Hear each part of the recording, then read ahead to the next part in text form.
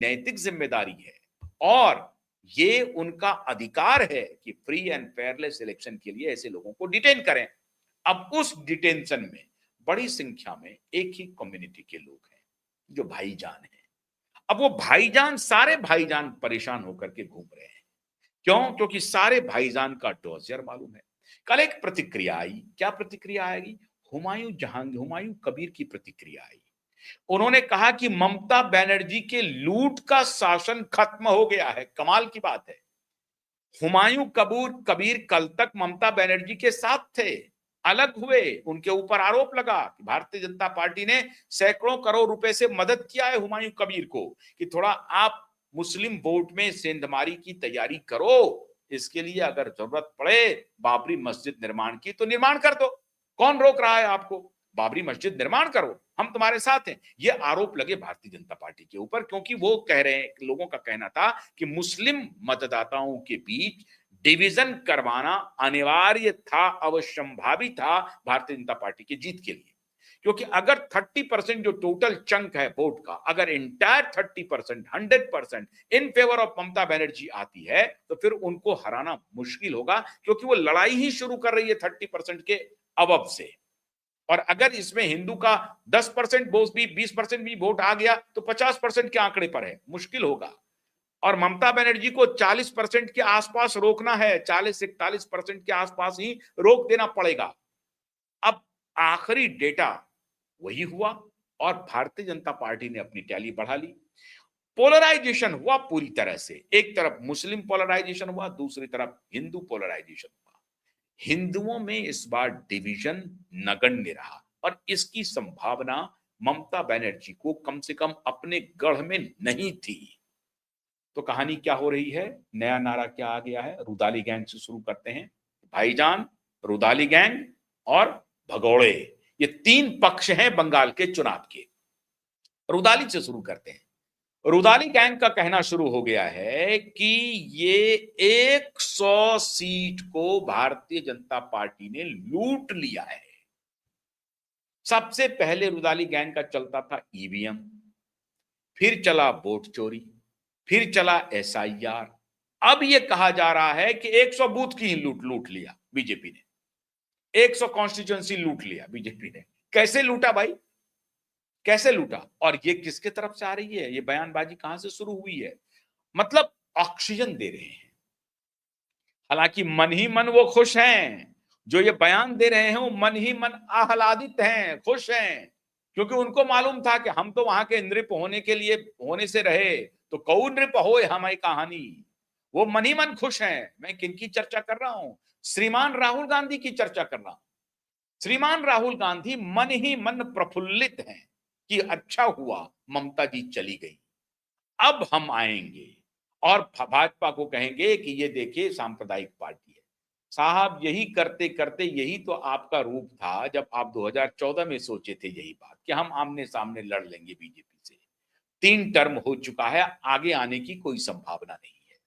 तो ध्यान रखिए, इस सांप्रदायिक पार्टी से अब ममता लड़ेगी बिहार में कि कांग्रेस बंगाल में, या कांग्रेस लड़ेगी, ये तो आने वाला समय बताएगा। लेकिन आपका जो अभी अंदर अंदर खुशी और बाहर से जो रुदाली चल रही है और ममता बनर्जी को ऑक्सीजन दे रहे हैं अपना पेस सेविंग करने के लिए कि भारतीय जनता पार्टी ने 100 सीट लूट लिया। अब सीट पर आ गया है सीधा सीधा मामला। ईवीएम गौण हो गया, वोट चोरी गौण हो गया, एसआईआर गौण हो गया, इलेक्शन कमीशन को गाली देना गौण हो गया। वो सेकेंडरी आता है। पहला टर्मिनोलॉजी नया, हर चुनाव के पहले ये टर्म क्वाइन करते हैं और उसे हमारे आपके बीच में छोड़ देते हैं और हम और आप कंफ्यूज होने लगते हैं, फिर उस पर चर्चा शुरू कर देते हैं कि नहीं 100 सीट लूट लिया, सीट ही लूट लिया। किसके कहने से? चुनाव आयोग ने गुंडा खड़ा कर दिया, सीआरपीएफ के जवानों को खड़ा कर दिया और सीट लूट लिया।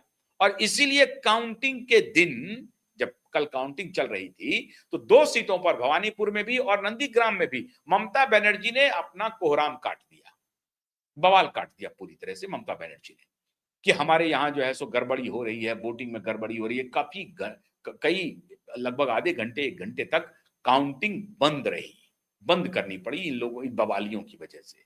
ममता बनर्जी बवाल करती रही। अब ये बवाल तो ये चल रहा था, 15,000 से अधिक वोट से जीत गई, भवानीपुर में जीत गए शुभेंदु अधिकारी। 15,000 का फासला है, कहां से करेगा वोट चोरी साहब? 15,000 का फासला है, कोई एक दो वोट नहीं है। और ये पोस्टल पेपर का वोट नहीं है, ये ध्यान रखिए, ये पोस्टल पेपर का वोट नहीं है। 15,000 वोट आ रहे हैं एक कॉन्स्टिट्यूंसी में। विधानसभा में 15,000 वोट पोस्टल से ऑलमोस्ट नहीं आता है, बिल्कुल नहीं आता है। और पोस्टल वोटिंग भी आप देख लीजिए, वहां पोस्टल वोटिंग का परसेंटेज कितना है। तो ईवीएम का ये निकला है ये जिन्न, लेकिन ये जिन्न जो है इन फेवर ऑफ शुभेंदु अधिकारी है, तो वो ममता बनर्जी को कबूल नहीं है। वो कह रहे हैं कि कैसा हो सकता है, मुस्लिम बहुल इलाकों में तर्क दिए जा रहे हैं, मुस्लिम बहुल इलाके में बीजेपी जीत कैसे सकती है? अरे भाई, तो मुस्लिम बहुल इलाके में कहीं 40%, हालांकि कुछ कुछ इलाके में 60% तक आबादी है, तो वहां डिवीजन हुआ और इधर 40% कंसोलिडेट कर गया, निकल गया। इसमें कोई रॉकेट साइंस है क्या समझने के लिए? तो नारा दिया जा रहा है मुस्लिम बहुल इलाके में बीजेपी कैसे जीत सकती है। इसका मतलब क्या हुआ? तो सीट को चोरी कर लिया, सीट ही छीन लिया। किसके कहने से? ज्ञानेश कुमार के कहने से। कैसे छीना? तो वहां पर अजय पाल शर्मा जैसे ऑफिसर खड़े थे, उन्होंने डंडा चलाया, सबको भगा दिया और सीट छीन के लेके भाग गया। अब ये नारा चल रहा है रुदाली गैंग की तरफ से। श्रीमान राहुल गांधी जी ने इस नारे को फ्लैग कर दिया है।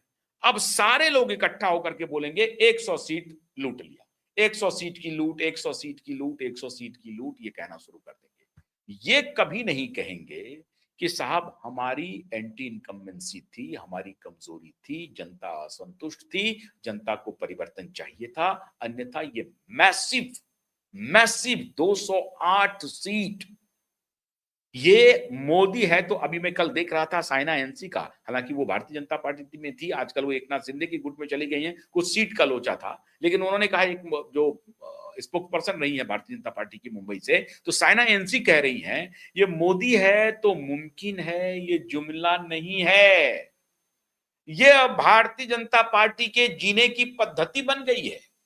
साइना एनसी कह रही है मोदी है तो मुमकिन है, जुमला बिल्कुल नहीं है, मोदी है तो ये होना ही है। और फिर साइना एनसी ने कहा अंधेरा छटेगा, कमल खिलेगा। पश्चिम बंगाल में अंधेरा छटा है, कमल खिला है। रुदाली गैंग कह रही है कि नहीं 100 सीट लूट करके चला गया है, 100 सीट लूट करके। और पत्नी को राज्यसभा भेजने वाले पत्रकार जो हैं 15 पॉइंटर 10 पॉइंटर्स में कह रहे हैं कि 27 लाख वोटर जो बोनाफाइड वोटर है उसको इलेक्शन कमीशन ने रोक दिया, ये नहीं हो सकता। और वो बरस रहे हैं सुप्रीम कोर्ट के ऊपर कि सुप्रीम कोर्ट मिलॉर्ड आपने कुछ नहीं किया। 91 लाख पहले तो वोटर को काट दिया आपने, और उसके बाद 27 लाख वोटर को लिम्बो में डाल दिया कि भाई वो बोनाफाइड है या नहीं है, उसको तय करेंगे इलेक्शन के बाद। और इलेक्शन कमिश्नर कह रहे हैं कि कोई बात नहीं, एक इलेक्शन में अगर नहीं दिया तो कोई बात नहीं, आगे देख लेगा। नहीं, इसी इलेक्शन में क्यों नहीं देने दिया 27 लाख वोटर को? तो 6.5 करोड़ मतदाताओं ने वोट किया है, 6.5 करोड़। हाँ, अब आप ये कहेंगे कि 27 लाख को डिवाइड कर दीजिए 294 में, 294 में जब डिवाइड कर दीजिए और उसके बाद डिफरेंसेस पता कीजिए कि इतना इतना परसेंटेज से हम हार गए हैं, तो ये 27 लाख का मेजर रोल है। आपकी दलील में दम हो सकती है, मैं मानता हूं। तो आप इसके लिए तैयारी कीजिए, इलेक्शन कमीशन पर अटैक जारी रखिए, हमारे कहने से नहीं होगा, आप करेंगे ही करेंगे। पार्टी अपनी कमजोरियों के बारे में चिंतन नहीं करेगी, लेकिन इलेक्शन कमीशन के ऊपर अटैक इनका जारी रहेगा। वो 27 लाख वोटर जिनको की रोका गया है, ये कैसे मान लिया कि वो 27 लाख वोटर ममता बनर्जी के ही समर्थक थे? वो 27 लाख वोटर हो सकता है कांग्रेस पार्टी के समर्थक हो सकता है वाम दल के समर्थक हो सकता है कि बीजेपी के समर्थक हो। ये मान लेना कि 27 लाख वोटर अकेले ममता बनर्जी के समर्थक थे और उनको चुनाव आयोग ने वोट देने से रोक दिया, ये उचित तर्क लगता है आपको? लेकिन